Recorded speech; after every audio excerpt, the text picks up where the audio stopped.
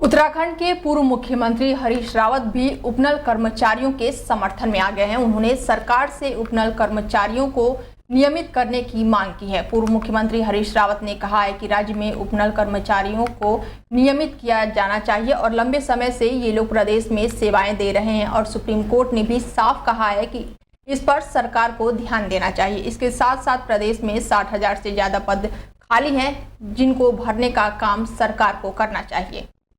जो हमारे अतिथि शिक्षक है उनको नियमित किया जाना चाहिए। उनकी सेवा को आप कब तक उनको ऐसे लटका करके रखोगे? और जितने लोगों को आप नियमितीकृत करते हैं और यदि उसमें SC ST के उतनी आरक्षित संख्या नहीं है तो उतने और पद सृजित किए जाने चाहिए ताकि जो संवैधानिक आवश्यकता है उस संवैधानिक आवश्यकता की पूर्ति हो सके और SC ST के लोगों के लिए वो पदों पर उनकी नियुक्ति कर दी जानी चाहिए ताकि एक जो कानूनी दिक्कत आ सकती है उसका समाधान हो सके। और बाकी अब तो सुप्रीम कोर्ट ने भी कह दिया है, यदि इस समय आप सुप्रीम कोर्ट के निर्णय के बाद भी यदि आप नियमितीकरण का रास्ता नहीं निकाल पा रहे तो इसका मतलब है आपकी नीयत गंदी खराब है।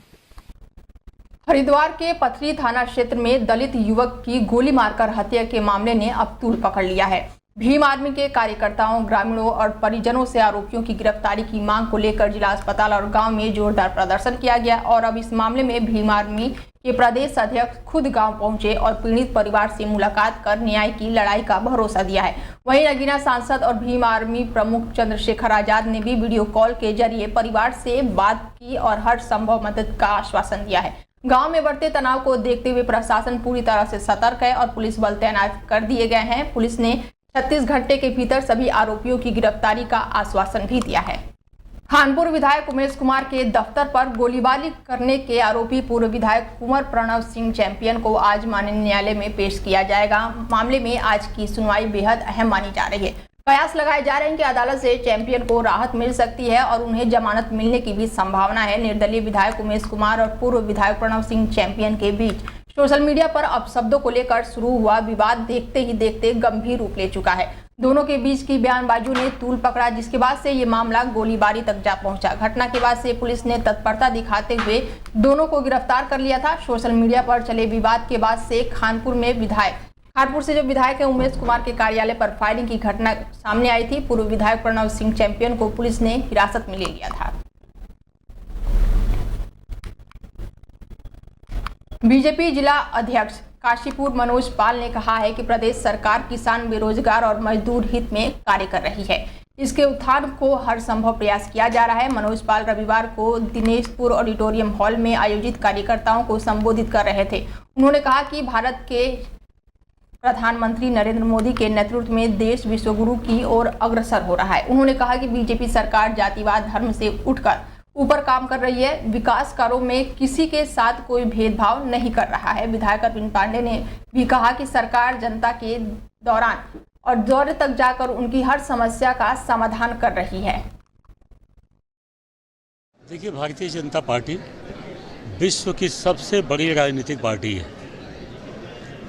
यहाँ गुटबाजी के लिए कोई जगह नहीं है और जो भी गुटबाजी करता है वो तो भारतीय जनता पार्टी का हो ही नहीं सकता।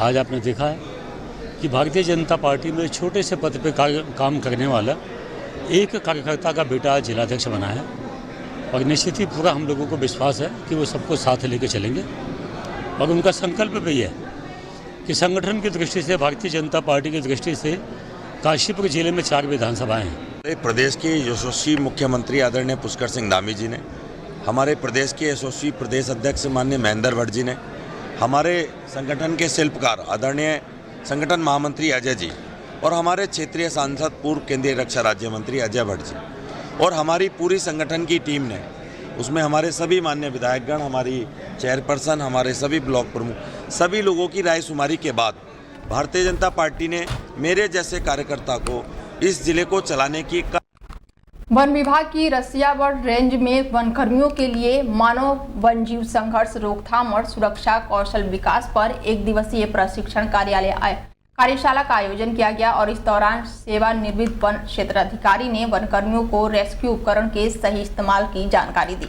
उन्होंने बताया कि 32 वन रक्षकों को 6 माह का विशेष प्रशिक्षण दिया जा रहा है, जिससे उन्हें अलग अलग वन रेंज में अभ्यास कराया जा रहा है और प्रशिक्षण कार्यक्रम के तहत वनकर्मियों को जानवरों के हमले की स्थिति और साथ ही प्राथमिक उपचार, वन क्षेत्रों का सीमांकन और अतिक्रमण रोकने की ट्रेनिंग दी गई। जनों के लड़के हैं और ये इन सभी को 6 महीने का प्रशिक्षण दिया जा रहा है। इनको हम वाइल्ड लाइफ का भी ट्रेनिंग देते हैं, इनको अकाउंट के देते हैं, सर्वे की देते हैं, इंजीनियरिंग के देते हैं, सिल्वीकल्चर के देते हैं, पर्यावरण के देते हैं, सामाजिक वानिकी की देते हैं और कंप्यूटर का भी देते हैं, जीपीएस का सिखाते हैं। सारे इनको मतलब वैसे इनके 9 सब्जेक्ट मेन हैं और फिर जीपीएस और एक कंप्यूटर अलग हो। मंत्रिमंडल विस्तार और फेरबदल की चर्चाओं के बीच वन मंत्री सुबोध उनियाल ने हरिद्वार पहुंचकर शंकराचार्य राजराजेश्वरम से मुलाकात की। कनखल स्थित जगत गुरु आश्रम पहुंचकर मंत्री सुबोध उनियाल ने करीब 1.5 घंटे तक आरएसएस से जुड़े बड़े संत और शंकराचार्य से बातचीत की। हालांकि मीडिया से बात करते हुए वन मंत्री ने मुलाकात को शिष्टाचार भेंट बताया है। कैबिनेट में फेरबदल और विस्तार के सवाल पर मंत्री पीछे मुड़ते हुए दिखे और उन्होंने उस पर कोई भी सवाल जवाब नहीं दिया। अक्सर मुलाकात होती है, देखिए उनसे प्रेम है और अक्सर आना जाना होता है, उनसे बातें होती रहती हैं। किस तरह की चर्चाएं हुई? देखिए क्योंकि महाराज जी संघ की पृष्ठभूमि से भी हैं और विद्यार्थी परिषद में भी रहे हैं, तो लिहाजा कभी बात होती है, थोड़ा बहुत राजनीतिक बात हो जाती है, लेकिन ज्यादातर बातें उनके साथ आध्यात्मिक ही होती है। ऐसी चर्चा चलेगी मंत्रिमंडल विस्तार के साथ। लश्कर शुगर मिल में एक श्रमिक की संदिग्ध परिस्थिति में मौत हो गई। श्रमिक का शव शुगर मिल के नाले से बरामद हुआ है। मृतक के परिजन और ग्रामीणों ने नौकरी और मुआवजे की मांग को लेकर मिल गेट पर शव रखकर जमकर धरना प्रदर्शन किया। लश्कर कोतवाली क्षेत्र में मनोज लश्कर चीनी मिल में ठेकेदार के पास मजदूरी का कार्य करता था। बताया गया है कि सोमवार को उसकी तबीयत कुछ खराब थी। काम करने के दौरान वो अचानक लापता हो गया। काफी देर तक उसके वापस न लौटने पर उसके साथी श्रमिक द्वारा उसकी तलाश की गई तो वो मिल के नाले में पड़ा मिला और वहां पर उसका शव भी पड़ा मिला। सूचना मिलने पर मृतक के परिजन और ग्रामीण एकत्रित हुए। इसके साथ ही सभी मिलकर मिल गेट पर वहां पर जमकर धरना प्रदर्शन कर रहे हैं और हंगामा कर रहे हैं। इसके साथ ही ग्रामीणों द्वारा मृतक की पत्नी को नौकरी और 20 लाख रुपए के मुआवजे दिए जाने की मांग की जा रही है। जानकारी मिलने के साथ ही अधिकारी और पुलिस भी मौके पर पहुंच गए हैं और हंगामा कर रहे लोगों को किसी तरह से समझा बुझाकर उन्हें वापस लौटाया। बहुत बड़ी दुर्घटना है और बहुत दुख की घड़ी है।